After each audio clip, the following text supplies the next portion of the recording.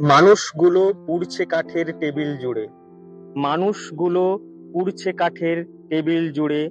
মানুষগুলো পুড়ছে কেবল একা একা। মানুষগুলো লুকোচ্ছে মুখ গর্ত খুঁড়ে।